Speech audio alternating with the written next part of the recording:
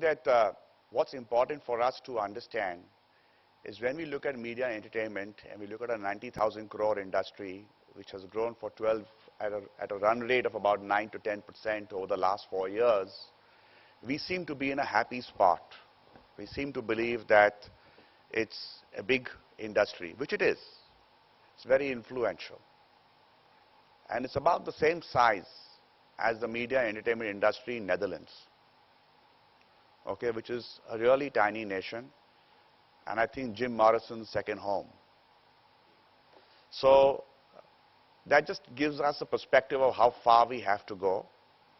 And if we go by the rank order, there are about close to 60 or 70 countries, or maybe 50 countries ahead of us in terms of size, with US being the biggest, preceded by Japan, China, UK, France, Germany, and one can rattle off. So it means there's an opportunity, right? Because we have 240, 250 million homes. We know that 150 of them have something on the wall that they watch very often. We know that a large part of them find some way to read a paper in a language, or in English or Hindi or Bengali or Marathi or whichever language, and many of them listen to radio. So what's in it for the future of the industry? And I think I have only one theme which I believe we as an industry should really co-own. At this point of time, when media looks at talent, and it looks at talent which comes out of institutes and campuses, looks at it as people who they will employ, whom they will groom, whom they will train. So it uses the prism of finding where would be the nature of talent we would like, where would we get people who we can put into our workforces. And then based on economics, location, or any other criteria or speciality, it picks and chooses those institutes.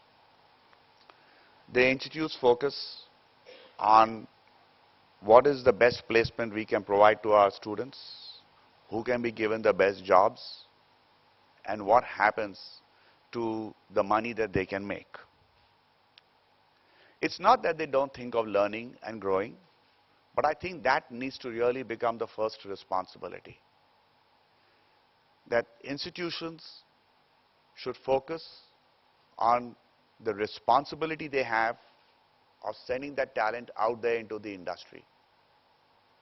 And industry needs to focus on the responsibility they have of harnessing that talent. So if you take the focus away from purely campus jobs, placements, who was the famous alumni, and what has been done, I think we would approach the subject of talent very, very differently. I'm not being an idealist because I know at the end of the day people have to be employed and they have to have jobs. And they will. If we go back to the early days of advertising, it was the ability to hold up 4 vodka martinis in the afternoon that got you the job. That's not relevant anymore. I think speed and time is collapsing. What's important today is the ability to understand consumers and is to create new opportunities. And I think in India, print and television, which constitute close to 60,000 crores of the 90,000 crores, will continue to grow. But what will grow faster will be media like radio, what we now broadly and loosely call digital, the whole aspect of filmmaking, and we are seeing a whole spate of young directors and young movie actors and young craftsmen over there. And we haven't even begun to talk about gaming and animation in a manner in which we can showcase something. So I think the opportunities are really humongous. Most obviously, the focus comes to what is big, which is print and television. And I think what is really important for us, and that I think is a theme that we need to embrace, is can we co-own, can we co-share, and can we co-earn? And the co-partners being the media companies, the institutes, and the students as a community. And I'm only using students here not to mean that they are fresh out of college. They could be students with experience. And today many campuses have classes or programs for experienced students. I'm not sure if that exists in the media community. And if you have to do this with a sense of responsibility, then we know we have to create people who will shape media to be socially relevant and morally responsible.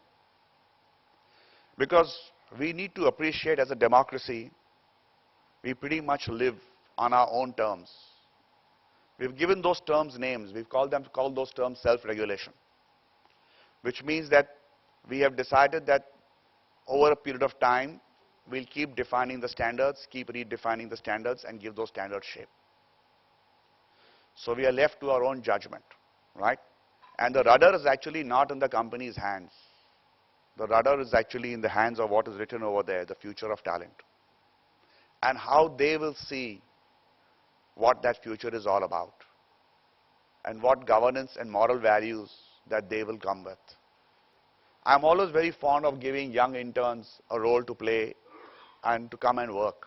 And I always tell them that you come and see why you should not work in this industry. And if you still choose to, then that's great, because you'll be able to give us feedback of what you thought was right or what was not. And if you didn't, you know that, because media has a lot of glamour and everybody thinks it's cool and it's sexy and it's great fun and it's very powerful. It's complete and total rubbish. I'm neither cool, sexy, or powerful. And I've spent many years in this business. So I think that we need to appreciate that talent will only grow if we enable it to grow and if we awaken them. Anurag rightly mentioned, I think a good point to touch, 13 years back, I met him 13 years back when he hadn't yet started Exchange for Media. And he said, this is what I'm going to do. And I said, you have got both guts and you're a bit mad. But what the hell, if somebody has to do it, then somebody just simply has to go and make it happen. And I think that's something that's very important in media, people who've made it happen. In the last 5 years, so many new companies have been created. So much success has embraced both in India and around the world. And there are many entrepreneurs who have created great new media tools, machines, processes, and businesses. So I'm a great believer of this industry and of this business.